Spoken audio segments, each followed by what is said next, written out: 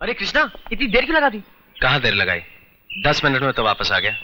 अरे इंतजार करने वाले से पूछ कि ये 10 मिनट कैसे गुजरते हैं। बोल, राय साहब से बात की? सब ठीक तो है ना? राय साहब घर पे नहीं थे। तो राधा से बात कर लेता। राधा भी नहीं मिली। मेरा मतलब वो भी घर पे नहीं थी। खैर, आज नहीं तो कल, जब बचपन से आज तक ठहरा हूं तो एक दिन और सही, लेकिन मेरे दोस्त कल जाके जरूर ये बात कर लेना। चलो। गोपाल बहुत अच्छा लड़का है राय साहब। मैं जानता हूं गोपाल बहुत अच्छा लड़का है, इतना अच्छा है कि उसके अच्छेपन की मिसाल दी जा सकती है, मगर वो करता क्या है? कुछ नहीं। कृष्णा, मैं उन दकियानूसी लोगों में से नहीं हूं जो ये पूछते कि उसका बाप कौन था, उसकी मां कौन थी, वो कौन से खानदान से है, किस घराने से ताल्लुक रखता है। मगर एक बाप होने की हैसियत से इतना पूछने का हक तो है मुझे कि वो खुद क्या करता है, वो खुद कौन है। बेटे, शादी करके घर बसाने के लिए सबसे पहले एक घर की जरूरत होती है, और वो घर मोहब्बत से नहीं, पैसे से चलता है। अगर वो हमारी बेटी को पसंद है तो उससे कहीं ज्यादा हमें पसंद है। जाओ उससे कह दो कि हमें कोई एतराज नहीं। अगर वो हमारी बेटी का हाथ मांगना चाहता है तो उससे कह दो कि हमसे नीचे खड़े होकर नहीं, हमसे ऊपर खड़े होकर मांगे। जो कुछ राय साहब ने कहा बिल्कुल ठीक कहा। मैं तो कहता हूं ये तो उनका बड़प्पन है, उनकी शराफत है कि उन्होंने सिर्फ इतना पूछा कि मैं करता क्या हूं। उनको तो यह भी पूछने का हक है कि मैं हूं कौन, मैं किस खानदान से ताल्लुक रखता हूं, मेरा बाप कौन था, मैं बेटा किसका हूं। तो फिर तेरे पास हमारे पास क्या जवाब रह जाता? लेकिन ये सब भूलकर उन्होंने मुझ पर, मेरी मोहब्बत पर एक बहुत बड़ा एहसान किया है। अगर इन एहसानों का मैं जरा सा भी हिस्सा चुका सकूं तो मैं उनकी बेटी के काबिल बनूंगा। मैं वादा करता हूं कृष्ण, मैं तेरी कसम खाता हूं कि मैं राय साहब से, राधा से तब तक नहीं मिलूंगा जब तक मैं उनकी नजरों में इस काबिल ना हो जाऊं कि मैं राधा का हाथ उनके बराबर खड़ा होकर मांग सकूं। मैं कल सुबह होते यहां से चला जाऊंगा और मैं तब तक नहीं लौटूंगा जब तक मैं कुछ बनना चाहूं। अच्छा दोस्त, तो मैं चलता हूं। तू अपना और राधा का ख्याल रखना और दुआ करना कि मैं अपने इरादों में जल्दी कामयाब हो सकूं और तुम लोगों के पास फिर से आ सकूं। और अगर कामयाब नहीं हुआ तो मेरी यही सजा है कि मैं तुम लोगों से दूर रहकर तुम लोगों के प्यार के लिए तड़पता रहूं। तू अपने इरादों में कामयाब होकर जरूर वापस आएगा मेरे दोस्त। मेरी दुआएं तेरे साथ हैं, भगवान तेरे साथ है।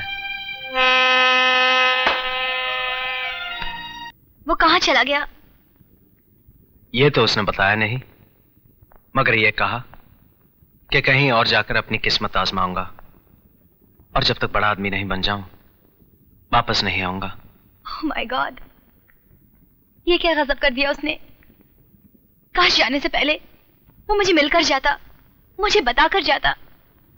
अब मैं उसे क्या बताऊंगी, कैसे बताऊंगी अपने दिल की बात। काश जाने से पहले मैं उसे कह सकती जो इतने सालों से कहना चाहती हूँ। पता नहीं अब मुझे वो सब कुछ कहने का मौका मिलेगा या नहीं।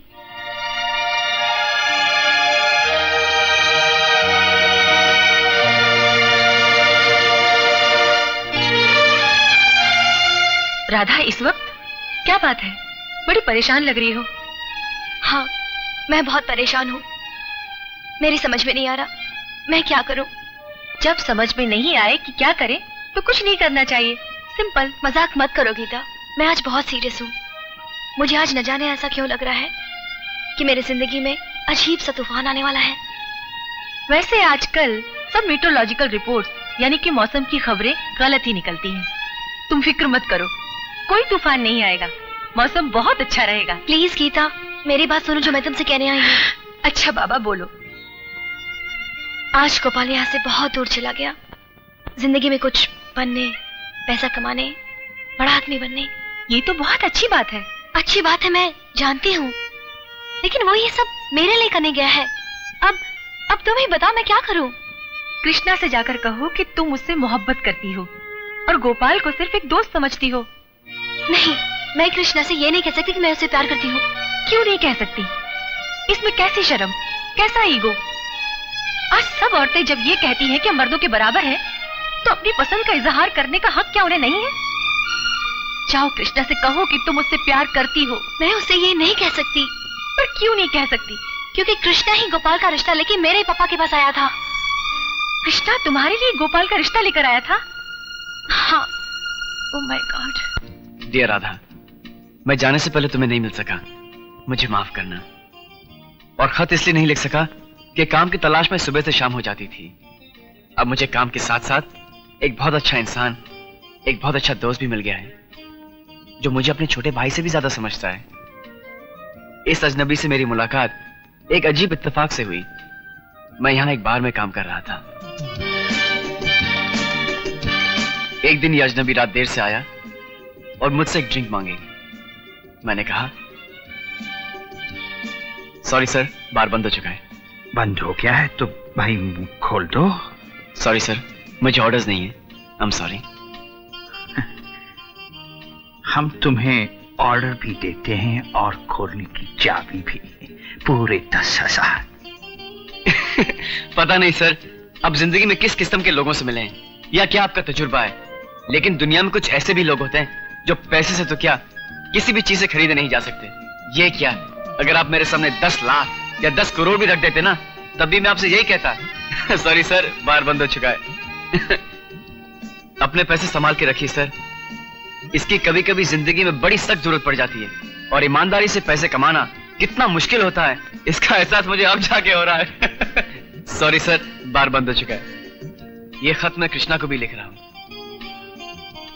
उस दिन तो वो अजनबी चला गया, मगर दूसरे दिन फिर आया और उसने मुझे अपनी कंपनी में एक बड़ी अच्छी नौकरी दे दी। थोड़े दिनों में हम एक दूसरे को समझने लगे और एक दूसरे के बहुत करीब आ गए। मोहन बाबू इस दुनिया में अकेले थे।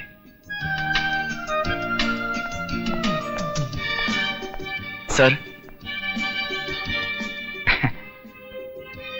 सर, मैं अपनी तनख्वाह से बहुत खुश हूं। फिर ये पार्टनरशिप की क्या जरूरत है? और वैसे भी आपने मेरे लिए क्या नहीं किया। गोपाल, पैसे का मुझे भी तुम्हारी तरह बिल्कुल कोई शौक नहीं था।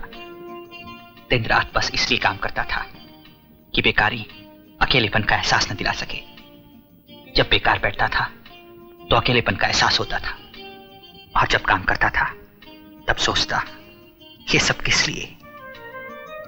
अब तुम्हारी दोस्ती और तुम्हारे साथ ने उन दोनों चीजों का एहसास खत्म कर दिया है। अपना बेकारी में अकेलेपन का एहसास होता है, और ना काम करते वक्त ये ख्याल आता है, ये सब किस लिए है? मैं थोड़े ही दिनों में एक फैक्ट्री के उद्घाटन के लिए हैदराबाद जा रहा हूं। आने के बाद फिर खत लिखूंगा। अपना और राधा का ख्याल रखना। तुम्हारा दोस्त गोपाल।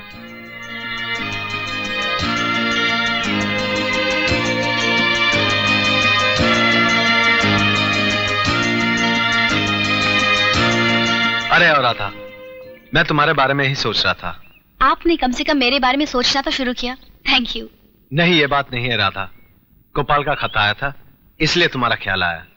मुझे भी गोपाल का खत आया और इसी सिलसिले में मैं तुमसे बात करने आई हूँ। ये क्या मजाक है, क्या पागलपन है? तुम दोनों ने मेरी पसंद, मेरी जिंदगी के फैसले आपस में बैठ के कर लिए। क्या मुझे मेरी जिंदगी, मेरी पसंद के बारे में फैसला करने का कोई हक नहीं? मैं तुम्हारा मतलब नहीं समझा। मेरा मतलब ये है कि मैंने गोपाल से कभी मोहब्बत नहीं की। मैं उसे सिर्फ एक अच्छा दोस्त समझती हूँ। मगर गोपाल तो यही समझता है कि तुम उससे मोहब्बत करती हो।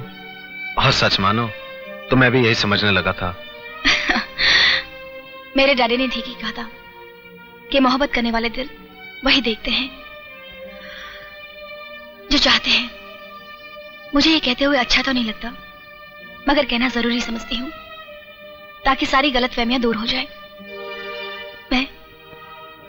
मैं सिर्फ तुमसे मोहब्बत करती हूँ, करती थी, करती रहूंगी।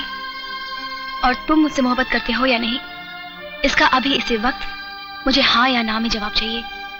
राधा, मैं तुमसे मोहब्बत करता हूँ, करता था और करता रहूंगा। फिर तुमने इतने दिन मुझसे कहा क्यों नहीं? इतने दिन चुप,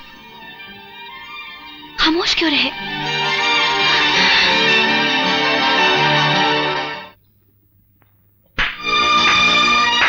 वाह मेरे दोस्त वाह, तुझ जैसे दोस्त अगर इस दुनिया में हो तो दुश्मनों की क्या जरूरत। मुझे अगर इस दुनिया में कोई ख्वाहिश थी, कोई शौक था, तो मोहब्बत की इंतहा देखने की, दोस्ती की इंतहा देखने का। मगर तूने मुझे आज कमीनापन, फरेब और धोखे की इंतहा दिखा दी। मुझ पे इल्जाम लगाने से पहले मेरी बात तो सुन ले गोपाल। मत ले मेरा नाम अपनी गंदी जुबान पर, वरना मैं तेरी जान ले लूंगा।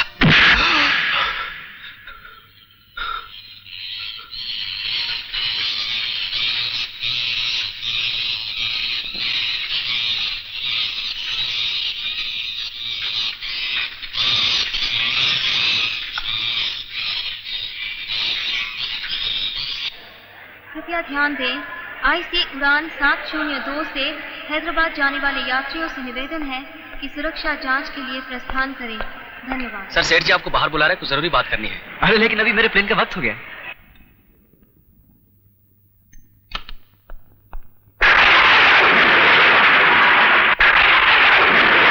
तुम बहुत परेशान लग रहे हो, क्या बात है? क्या हुआ? सब ठीक तो है ना? अरे भाई क्या बात है? क्या हुआ? कुछ बोलो तो।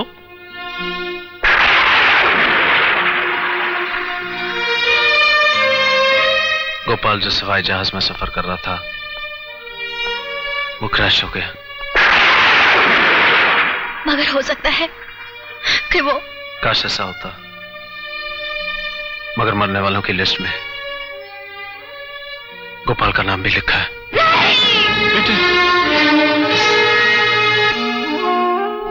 एक दिन मैंने गोपाल से कहा कि बेटा, तू हमेशा अपनी मां के बारे में पूछता रहता है, कभी तूने अपने उस पाप के बारे में नहीं पूछा जिसने तुझे और तेरी मां को इतना दुख पहुंचाया है?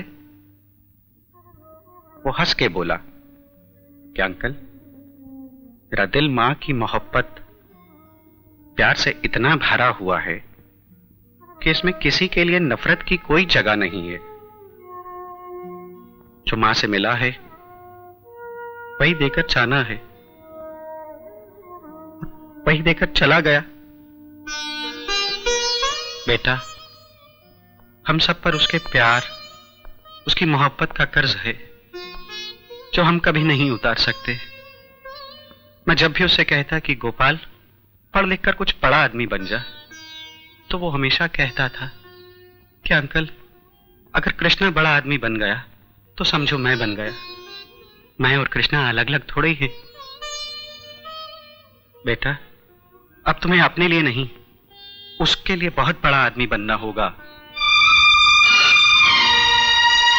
मैं चलता हूं खरौना साहब, और आपसे वादा करता हूं कि उसके हर ख्वाब को मैं हकीकत में बदल दूंगा।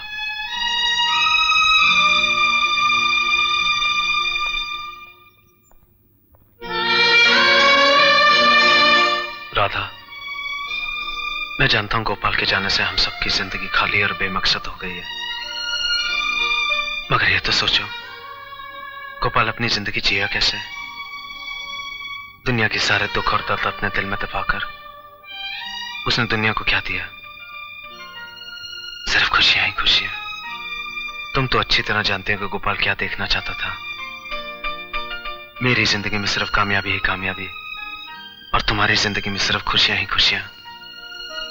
बस राधा, हमें भी अपने दुखों को दबाकर गोपाल के ख्वाब पूरे करने होंगे।